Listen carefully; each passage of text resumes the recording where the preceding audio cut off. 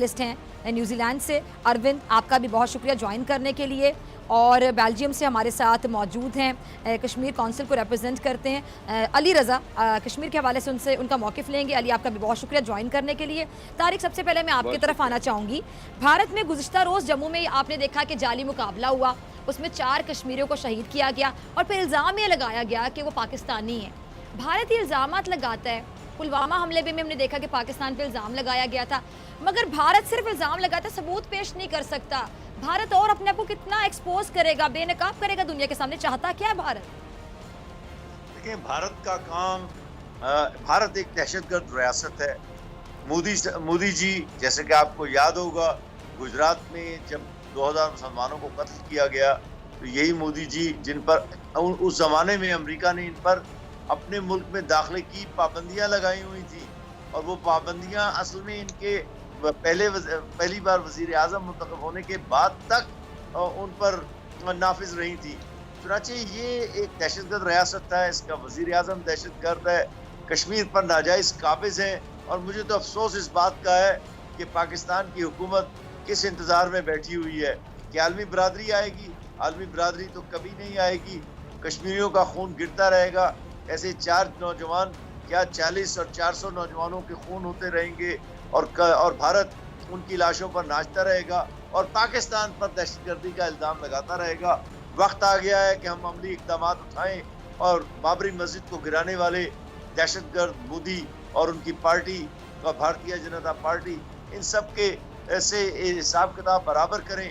देखें, अज़रबैजान बहुत छोटा सा मुल्क है, उसने 28 साल इंतज़ार किया, दुनिया की आलमी बरादरी उसकी मदद को नहीं आई, और बिलाखिर उन्होंने एक फैसला कुन कार्रवाई के बाद नगोर्नो कराबाख वापस ले लिया। यही कार्रवाई पाकिस्तान को करनी है। पाकिस्तान की अस्करी कुव्वत बहुत ही ज़बरदस्त उस हालत में है, और हम भारत को बिल्कुल फैसला कुन शिकस्त दे सकते हैं। फर्क सिर्फ इतना है कि फैसला करने वाला हुक्मरान मौजूद नहीं।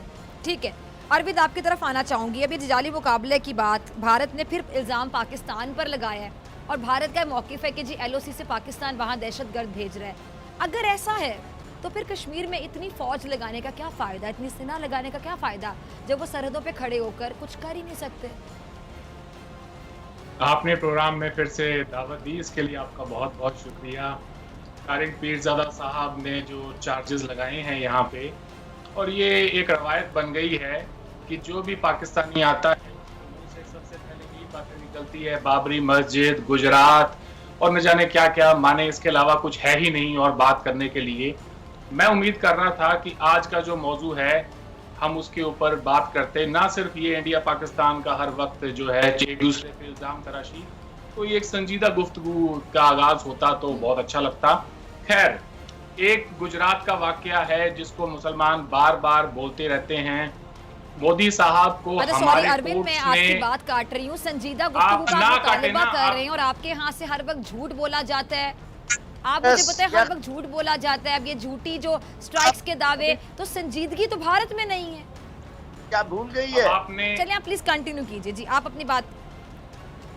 आपने बात तब तो नहीं काटी जब तारिक पीरज़ादा साहब बोल रहे थे। जब मैं ही बोल रहा होता हूँ तभी बात काटनी होती है। आपको बात ना काटें, पहले सुने, जो सुनने की थोड़ा हौसला रखें, सब्र रखें, आपको पूरा मौका मिलेगा। आप ही का शो है जी, मेरा नहीं है। ठीक है जी, चलें जी, बड़ा सब्र है हमारे हमें। चलें, आप सुनाइए, हम सुनते हैं, लेकिन झूठ तो ना बोलें, गलत बात ना करें। नहीं, झूठ नहीं है वो, आपको लगता है झूठ है, झूठ ऐसा बिल्कुल नहीं है। तो एक नाथूराम गोडसे, एक गुजरात पर आपकी सुई अटकी हुई है 70-72 सालों से, उसके आगे जाने के लिए तैयार नहीं है। आपने मेरे सवाल का तो जवाब नहीं दिया ना अरविंद। आप पता नहीं कहाँ, आप खुद कहाँ चले गए। संजीदगी की बातें आप कर रहे हैं, आप मेरे इंट्रो के बारे में बात कर रहे हैं, तारिक साहब के बारे में बात कर रहे हैं कि उनकी जो गुफ्तगू है उसमें से आपको संजीदा गुफ्तगू नजर नहीं आई। तो मैंने जो आपसे सवाल पूछा कि क्यों झूठे इल्जामात लगाता है भारत पाकिस्तान पे, क्यों जाली मुकाबले करके पाकिस्तान पे इल्जाम लगाने की कोशिश करता है, मेरे सवाल का जवाब दे देना, आप बात को घुमाए ना। मैं आपके सवाल की तरफ ही आ रहा हूँ, मुझे थोड़ा सा तो मुझे भी तरमीम बांधने दे। उन्होंने भी आपने सवाल क्या पूछा था और वो गुजरात और बाबरी मस्जिद पे चले गए, तो मुझे भी हक है, मुझे भी हक है उसको रिस्पॉन्ड करने का। अगर तारिक पीरज़ादा साहब ने इस वाकये पे बात की होती तो मैं उसी पर आता, लेकिन पहले आपने जो कहा है मैं उसका जवाब दे। एक बाबरी मस्जिद है जिसका आप बार बार सही। जिक्र करते रहते हैं।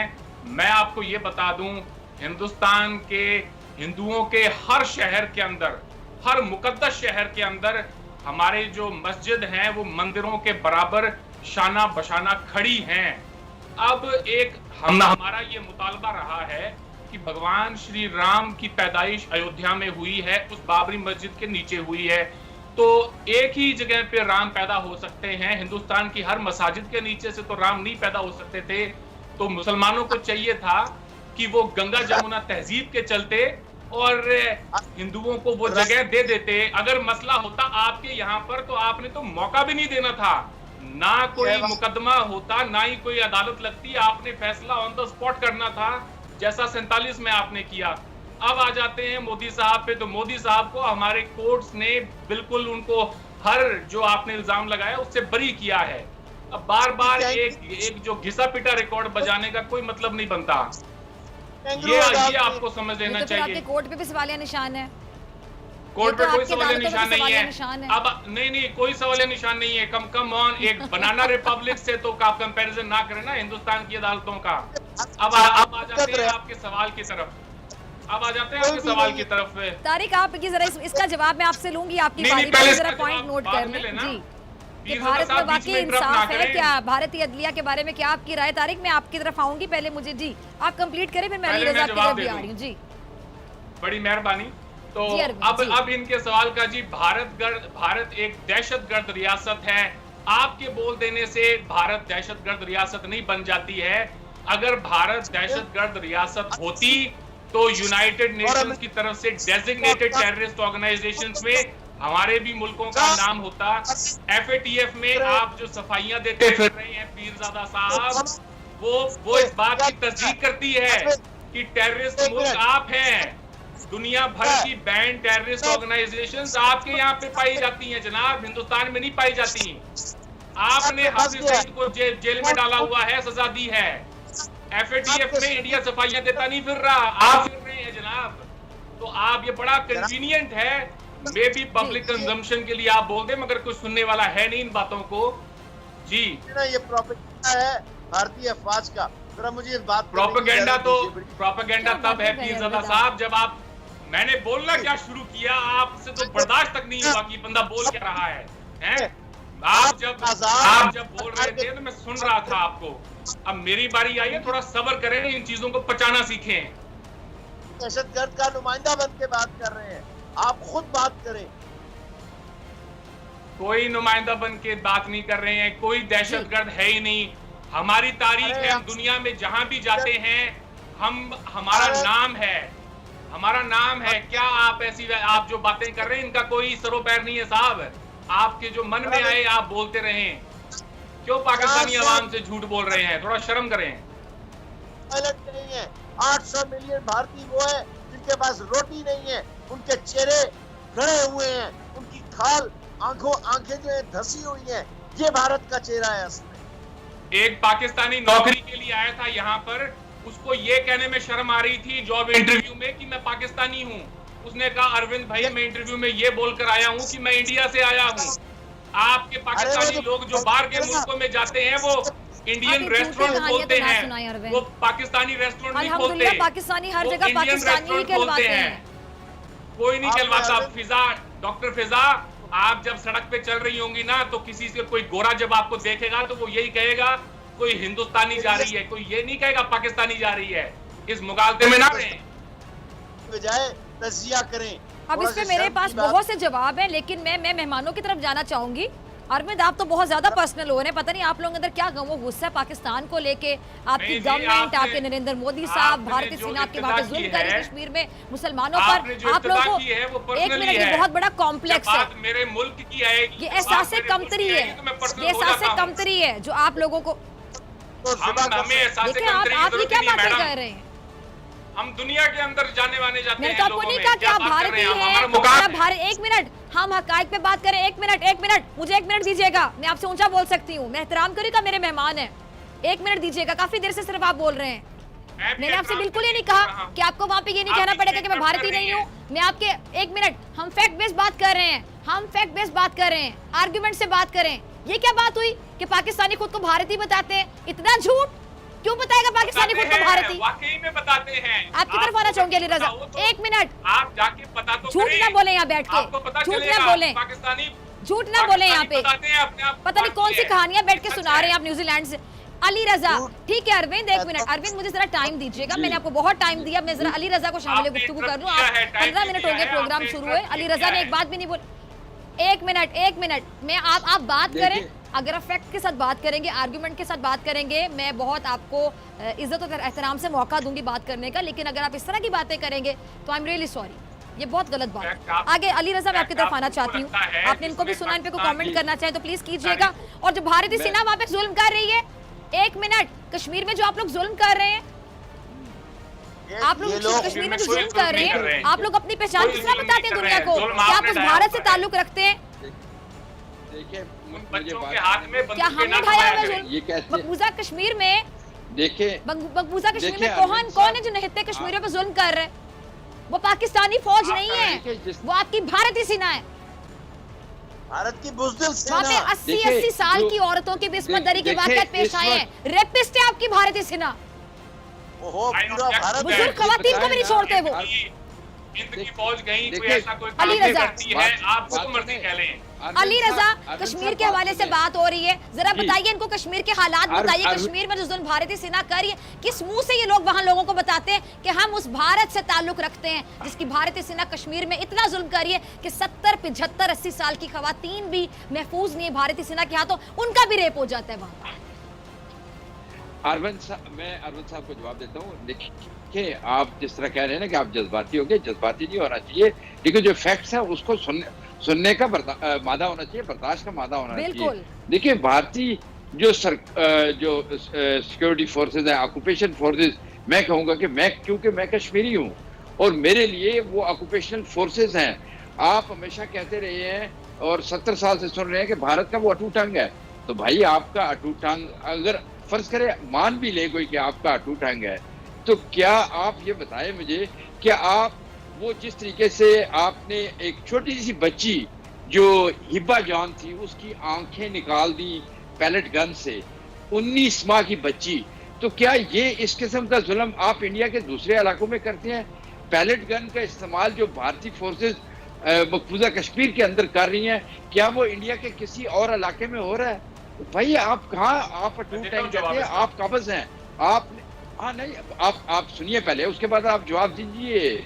देखिए, सुनने का जो है ना, आप बर्दाश्त का मायदा होना चाहिए, हर चीज बिल्कुल के साथ आनी चाहिए। आप आराम से बोले, आराम से पूरा टाइम लें। ठीक है जी।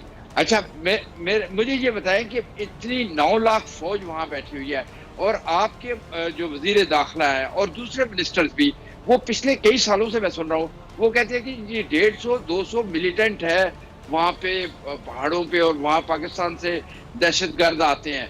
अब तो लाइन ऑफ कंट्रोल पे आपने पूरी बाढ़ लग गई है। ये मुशर्रफ साहब और वाजपेयी साहब के दौर पे वो पूरी की पूरी बाढ़ लगी है। अब तो अंदर जाना आना भी मुश्किल है, हालांकि वो गैर कानूनी है। मैं ये आपको बताऊं, क्योंकि कश्मीर की फैमिलीज को डिवाइड किया गया है, हमारी फैमिलीज उधर भी है, इस तरफ भी है। हमें पूरा हक बनता है कश्मीरियों को, वो चाहे वो श्रीनगर जाए या श्रीनगर से वो मुजफ्फराबाद आए, उनको नॉर्मली बाई लॉ आप कोई मुल्क आप रोक नहीं सकता है। लेकिन चले, आपने वो भी कर लिया। उसके बाद आप कहते हैं कि जी रोज आपने इस वक्त तक हमने इतने दहशतगर्द 100 से ज्यादा मार दिए हैं। भाई आप एक तरफ तो आप कहते हैं कि 150 मिलिटेंट है और आप कहते हैं पाकिस्तान से आते हैं, ये सारे दहशतगर्दी पाकिस्तान कर रहा है, और जितनी भी लाशें वहाँ जो मौजूद हैं, जो आपका जो मास ग्रेव्स में जो लाशें हैं उसमें भी जो तमाम लाशें जो हैं वो मकबूजा कश्मीर के रिहायशियों की है, वहाँ के जवानों की हैं। आप लोग उनको दफन कर देते हैं और कहते हैं कि ये टेररिस्ट आए थे पाकिस्तान से। भाई खुदारा, आप DNA टेस्ट करवा लें। आपको कहा गया, यहाँ यूरोपियन पार्लियामेंट के अंदर रेजोल्यूशन पास हुआ जिसमें मास ग्रेव के ऊपर पूरी बाकायदा उन्होंने उसको कंडेम भी किया था, और उसके बारे में ये भी प्रपोजल आया था कि DNA टेस्ट किए जाए उस मास ग्रेव के। 2800 से ज्यादा जो है ना मास ग्रेव मिली थी, आपके इल्म में होगा। तो आप DNA करवाएं ना, DNA करवाएंगे तो आपकी बात जो आप कहते हैं कि ये दहशतगर्द है, पाकिस्तान से आते हैं, फलां से आते हैं, तो वो झूठ साबित होगी और आपकी फतह होगी। आप क्यों नहीं कराते? अभी भी आप देखें कि हर दूसरे चौथे दिन आप बच्चों को वहां शहीद कर रहे हैं, लेकिन वो बच्चे कहाँ से हैं? आप कहते हैं, पहले कहते हैं कि वो आए हैं पाकिस्तान से। वो राजौरी के बच्चों के साथ क्या हुआ? आपने वो 3 बच्चे मारे और बाद में कहना पड़ा कि वो बंदे, पहले आपने कहा कि वो पाकिस्तान से आए हैं, वो दहशतगर्द है, बाद में पता चला वो तो वहीं के से। तो ये चीजें देखिए, ये चीजें एक्सेप्ट करें, आपको कंडेम करना चाहिए। और जो आपके मिलिट्री के लोग हैं, मिलिट्री पर्सनल, जो मैं कहूँगा जो स्टेट टेररिज्म आप वहाँ कर रहे हैं उसको रोकें। वरना आप याद रखें कि जर्मनी के हिटलर की जो नाजी फोर्सेस थी, आज तक उनको जस्टिस का सामना करना पड़ रहा है। और ये भी मैं आपको बता दूं, ये हर चीज डॉक्यूमेंट हो रही है। एक एक बच्चे का केस डॉक्यूमेंट हो रहा है, एक एक विक्टिम का केस डॉक्यूमेंट हो रहा है। और वो वक्त आएगा कि ये जितने भी लोग इन्वॉल्व हैं इस वार क्राइम्स में, उनको इंशाल्लाह जस्टिस का सामना करना पड़ेगा। आपने एक फौजी को किसी को सजा दी है, या किसी भी मुजरिम को जिसने वहां सिविलियन पे जुल्म किया है, आप छोड़ दे मिलिटेंट को, जो सिविलियन पे आपने किया है, क्या उसको किसी को एक को सजा हुई? अभी जो डॉक्टर साहब बता रही थी, देखिए जो कुनान पोशपुरा का वाकया है, 25 साल हो गए, 28 साल, आज तक जस्टिस हुआ? क्या उन मुजरिमों को सजा दी गई? नहीं दी गई। तो आप प्लीज, आप जो है ना, आप ये देखिए, हकीकत फैक्ट्स की बात करें। हम किसी के दुश्मन नहीं है, हम अपना हक चाहते हैं। कश्मीरी किसी के दुश्मन नहीं है, लेकिन अब हम अपना हक लेंगे और लेके रहेंगे। ये कश्मीर कश्मीरियों का है। कश्मीर जो है ना, इस पे भारत कभी भी कामयाब नहीं हो सकता। अगर जो वो वाजपेयी साहब ने कहा था कि स्काई आर द लिमिट, तो उन्होंने कहा था कि जो जमहूरियत, कश्मीरियत और जो है ना इंसानियत होगी, लेकिन मोदी साहब ने तो आके इंसानियत का जो बेड़ा गर्क किया वहां पे, और ताकत के जरिए वो खत्म करना चाहते हैं। मैं आपको बता दूं, दुनिया की मिसालें मौजूद है, ताकत के जरिए आप कश्मीरियों की जमहूरियत खत्म नहीं कर सकते, कश्मीरियों की आजादी की तड़प को खत्म नहीं कर सकते। मुझे और ये आपके पास कोई जवाब है इन तमाम सवालों का? इंडिया के पास एक था कि आप दिल जीतते, इंडिया के पास मौका था वो दिल जीतते, लेकिन उन्होंने वो जुल्म, और अब भी 9 लाख से ज्यादा। आप देखिए कि अली रज़ा ने 1 मिनट आपका पॉइंट आ गया। 100 मिनट जवाब देने से पहले जरा ये चीज नोट कीजिएगा कि उन्होंने कितने तहम्मुल के साथ, आर्गुमेंट के साथ आपके सामने फैक्ट्स रखे हैं। फैक्ट्स रखें, कोई लड़ाई झगड़े वाली बात नहीं वो कर रहे, लेकिन फैक्ट बेस्ड बात करें। मैं चाहूंगी कि इसी तरह तहम्मुल से आप देखिए, हमारी लड़ाई, हम अपने हक की बात करते हैं, हमारी लड़ाई नहीं है। देखिए, हम सब इंसान हैं, हमें एक दूसरे का एहतराम करना चाहिए। और डिबेट का मकसद लड़ाई होता भी नहीं है। बिल्कुल, डिबेट का मतलब लड़ाई होता भी नहीं है। आप बात करें, लेकिन जो जुल्म है, बिल्कुल, लेकिन जो जुल्म है उस जुल्म की मजम्मत करनी चाहिए और जुल्म को एक्सेप्ट करना चाहिए। और वही कौमें तरक्की करती हैं जो अपनी गलतियों का एतराफ करती हैं और आगे बढ़ती हैं। अगर आप गलतियों का, जर्मनी ने अपनी गलतियों का एतराफ किया और आज देखें, डॉक्टर फिजा, पहले मुझे बात, मैं अरविंद से जवाब लेना चाहूंगी, फिर तारिक मैं आपकी तरफ आऊंगी। जी अरविंद। ठीक है, बड़ी मेहरबानी, आप कोई बीच में इंटरप्ट ना करें। पहले मैं कह लूं, अब जवाब देने का टाइम मेरा है, उसके बाद तारिक साहब मैं आपकी तरफ आ रही हूं, अरविंद के बाद मैं आपकी तरफ ही आ रही हूं। जी, मैं एक हूं और आप 3 हैं, मैं एक हूं और आप 3 हैं, तो मुझे थोड़ा टाइम दे अब आप, ठीक है? मैंने इंटरप्ट नहीं किया। आपने कहा कि ये कोई लड़ाई नहीं हो रही है, आप बड़े प्यार से डिबेट हो रही है, तो प्रोग्राम का एक मिनट अरविंद यहीं पे रुक जाएं। एक मिनट अरविंद यहीं पे रुक जाएं। आपने कहा कि आप एक हैं, यानी आप भारत से नुमाइंदगी कर रहे हैं और हम 3 हैं। मैं तो एंकर हूं, मैं तो आप तमाम लोगों को मौका दे रही हूं बात करने का। आप तमाम लोग आपस में बात कर रहे हैं। तारिक पीरज़ादा पाकिस्तान की नुमाइंदगी कर रहे हैं। अब कश्मीर तो आपकी नजर में कश्मीर, एक मिनट, कश्मीर तो आपकी टू टांग है। एक मिनट, कश्मीर तो आपकी टू टांग है, तो कश्मीरी को आप कह रहे हैं कि पाकिस्तान के साथ है, यानी आपने तो खुद हकीकत एक्सेप्ट कर ली। जी नाज़िम जरा गौर कीजिएगा इनकी बात पे। जी अरविंद, अब मुझे अब बीच में इंटरप्ट ना आपने कहा कि आप तीनों एक साथ हैं, यानी आपने कश्मीरी को पाकिस्तान के साथ मान लिया ना, तो छोड़ देना कब्जा, बिला वजह क्यों काबिज है वहाँ पे जब वो रहना ही नहीं चाहते आपके साथ। डॉक्टर फिजा साहिबा, अब थोड़ा सा, अब आपके पास मेरी बात का जवाब नहीं अरविंद, जवाब बोलने दे नहीं रही है आप, मुझे बात नहीं करने दे रही हैं। ऐसा है जी, इन्होंने बहुत सारी बातें की हैं। अली रजा साहब ने जो बातें की हैं, मैं एक एक करके उनका जवाब देना चाहूंगा। सबसे पहले तो ये है कि बड़ी खुशी है जी। आप एक तो प्रोग्राम का नाम बदलें टाकरा, ये कोई मोहब्बत वाला काम है नहीं, इसमें आप लोगों को लड़ाते हैं आके। अब आगे चलते हैं कि इन्होंने कहा कि जी डीएनए टेस्ट करवा लें। इन्होंने कहा कि हम आपकी आर्मी वहां पे पैलेट गन इस्तेमाल करती। मैं एक करके सबका जवाब देना चाहूंगा। आपको शुक्र है वाजपेयी साहब याद तो आए। आज मोदी साहब जब आपसे थोड़ा सा एकदम सख्त होकर बात करनी शुरू की है तो आपकी चीखें निकल गई। लेकिन देखिए, लेकिन जब हमें याद है जब वाजपेयी साहब लाहौर आए थे अब देखें ये आप गलत कर रहे हैं। नहीं, अरविंद साहब कर रहे हैं। अब आपको इंटरप्ट नहीं करना चाहिए। अब नहीं इंटरप्ट करना चाहिए आपको। ना, अब आपको इंटरप्ट नहीं करना चाहिए। पीरजादा साहब और आप दोनों आप खामोश हो जाए, पीछे से आपकी आवाज आ रही है, आप ना करें इंटरप्ट। अब सुन ले, अब सुनने का मादा रखें। मैंने भी सुना था आप जब बोले जा रहे थे कंप्लीट करने दे, फिर ना, अब आप बीच में इंटरप्ट ना करें। मैं आती हूँ आपकी तरफ। इनको जरा अरविंद को कंप्लीट करने दे, फिर ये कहेंगे कि आप इनको कंप्लीट नहीं करने दे रहे। Let him talk. जी बोले अरविंद जी, क्या कहना चाहते? मैं बड़े तहम्मुल से आपको सुन रहा हूँ, तो बीच में इंटरप्ट ना करें, आपको खुदा का वास्ता। बिल्कुल। इन्होंने आपको शुक्र है वाजपेयी साहब याद तो आए, वरना मैं तो ये समझे बैठा था कि इनको याद भी नहीं है कि वाजपेयी साहब दिल्ली से लाहौर में बस में जाके वहां पे तशरीफ लाए थे। वो वाजपेयी साहब जिनकी पीठ पे जो है छुरा खोपा गया, वो मियां मोहम्मद नवाज शरीफ साहब ने खुद कहा कि अगर मैं वाजपेयी साहब की जगह होता तो मैं भी यही फील करता कि उनकी पीठ पे जो छुरा खोपा गया है वो बिल्कुल ठीक सोचते हैं। अब आ जाए आगे। इन्होंने कहा कि डीएनए टेस्ट करवा लें। बीमारी और इतनी दवाइयां को खाता है, उसका दिमागी तवाज़ुन ऐसा हो जाता है जैसे नवाज शरीफ साहब का हो चुका है। मैडम बोले ना बीच में, मैडम बोले ना बीच में। वाह वाह वाह वाह, बोलना शुरू कर दिया जैसी मैंने। अब मुझसे मेरी जो बातें ना वो आपसे हजम नहीं होनी है। अब आप सुने, आपके पास नवाज शरीफ के नाम डीएनए टेस्ट करवा लें। नवाज शरीफ किसके एजेंडे पे चल रहा है, जरा बता दें। कोई ढकी छुपी बात रह गई है? मैं उस पे नहीं जा रहा। मेरी बात सुने, पाकिस्तान से खबरें और हकाइक आप लोग नहीं पहुंचते, पाकिस्तान की खबरें नहीं देखते आप। आपकी बात का जवाब देना चाहता हूँ। नवाज शरीफ किसके हाथों में खेल रहे हैं? क्या बात करेंगे नवाज शरीफ की? मैं अली रजा साहब की बात का जवाब देना चाहता हूँ। अगर आप देने देंगी तो मैं जवाब दूंगा। ऐसे नहीं होता है। इन्होंने कहा जी डीएनए टेस्ट करवा लें। आप नवाज शरीफ को क्यों सुन ले तो मुझे बोलने तो दें मैडम, हाथों में खेल रहे हैं, मुझे बोलने तो दें। क्यों वक्त जाया कर रही हैं अपना और मेरा? क्यों वक्त जाया कर रही हैं? मुझे बोलने तो दें। इन्होंने कहा जी डीएनए टेस्ट करवा लें। अब वो लोग जो हैं अगर बॉर्डर पार से आए हो तो मैं तो हैरान हूं इनकी ये दलील सुन के। 70 साल ही हुए पाकिस्तान को बने हुए। हमारे और आपके डीएनए में कोई फर्क नहीं। अली रजा साहब क्या मजाक कर रहे हैं आप? हैं एक तो ये हो गया, फिर कह रहे हैं जी पैलेट गन चलाते हैं। इनसे ये पूछ लिया जाए हमारी आर्मी शुक्र मनाए कि पैलेट गन का इस्तेमाल करती है। आप जो हैवी आर्टिलरी मशीनरी यूज करते हैं, मशीन गन ऊपर से जो आप बलूचिस्तान में यूज करते हैं वो नहीं यूज करते। हम वो नहीं यूज करते। हम जिस तरह से आपकी फौज इस्तेमाल करती है बलूचिस्तान में, वो हैवी मशीन गन यूज नहीं करते। आगे आ जाएं। तारिक क्या बातें कर रहे हैं? तारिक ये कहाँ चले गए?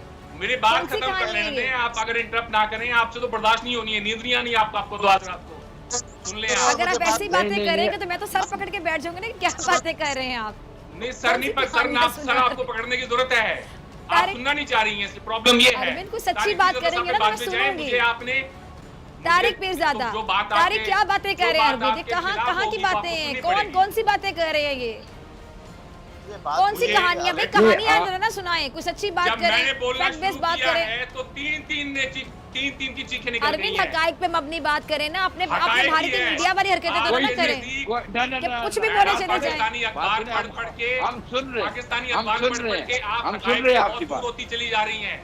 दुनिया आपको कहां सारी आवाम भी सुन रही है इनके झूठ। जी पहले खत्म कर दूं। मेरा एक आखिरी पॉइंट ले ले, बाकी तो आपने बोलने नहीं देना मुझे। कोरोना तो आपके मोदी से संभाला नहीं जा रहा है इंडिया में। बातें इतनी बड़ी बड़ी कर रहे हैं आप। एक कोरोना ने तिगनी का नाच नचाया है आपके नरेंद्र मोदी को। क्या आपने कितने फौजियों को पता नहीं आपने खिचड़ी बना दी है, डिबेट का पता नहीं क्या बनाया है। तारिक पीरजादा साहब इतने सीनियर जो है तज्जियागार हैं, इनको थोड़ा पीरजादा साहब सब्र रखें, थोड़ा सब्र रखें। सुन ले मेरी एक दलील सुन ले, उसके बाद आप बोलते चले जाए। मैं नहीं बोलूंगा। जरा सांस एक दलील ले लो, उसके बाद में नहीं बोलूंगा। कितनी अजीब अरविंद, बात आप है। एक सांस में सुनो, इतना बोल रहे, फिर साथ साथ आप कह रहे कि मुझे बोलने नहीं दिया जा रहा है, इससे बड़ा झूठ क्या हो? आप बोलने नहीं दे रही हैं अब मुझे। हम जो- सब खामोश है, सिर्फ मैं आप ही बोल आधे रहे हैं से गुज़िश्ता इतने मिनट से। आधे अभी मैं से आपको नहीं ज्यादा बोलने टाइम दे तो रही, मैं यही बोलता अभी जा मैं रहा आपको हूं नहीं कि बोलने मुझे दे रही, बोलने दे, मुझे बोलने दे, मुझे अभी मैं बोलने आपको दे। नहीं बोलने दे आधे रही। से ज्यादा टाइम तो मैं यही बोल रहा हूँ। अब मुझे आपसे बात बर्दाश्त करने नहीं दो, होगा। तो अगर आपका मैंने बात जो अगली बात कह दी तो आपसे सुनी नहीं जाएगी। ये आपको वो तो नींद नहीं आनी आज तक।